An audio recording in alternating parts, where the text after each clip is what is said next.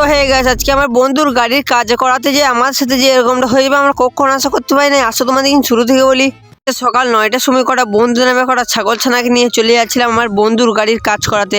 বেশ কিছুক্ষণ আমাদের গ্রামে সব ডিজিটাল রাস্তা পার করে পৌঁছে গেলাম আমরা এরকম হাই ফাই একটা রোডে। তারপরে রাস্তার ভিউ নিতে নিতে আমরা চললাম এখন গাড়ি বাগাতে। তারপরে এইখানে এসে দেখছি একটা মেলা হচ্ছে।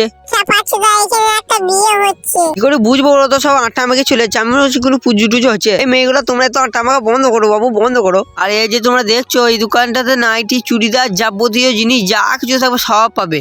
এরে মারা, আমি তো ভুল জায়গায় দাঁড়িয়েছি গাইস। আমি মনে করছিলাম একটা কাপড়ের দোকান। এখানে পাবে তোমরা নাট বল্টু চাকা। তারপরে আমরা চলে এলাম এরকম একটা গ্যারেজে, হাই ফাই গ্যারেজে আসা মাত্রই দেখছি মিস্ত্রি কাজ করতে লেগে। তারপরে এইখানে একটা নাড় লাগা বলে এটাকে ফুটো করছিল, আর তাকে আমি হেল্প করছিলাম কাকুটাকে। তারপরে এইখানে গাড়ির মাপটা নিচ্ছে, গাড়ির ফুটো করবে এখানটা। তো ফুটো করা হয়ে গেছে, নিয়ে এটাকে এখন আমাদেরকে ফিট করে দিল। সব কাজ কমপ্লিট করে ডাইরেক্ট ভরে দিলাম বলতে ডাইরেক্ট ফোন পে টাকাটা ভরে দিলাম। নিয়ে আমরা এখন চললাম বাড়ি।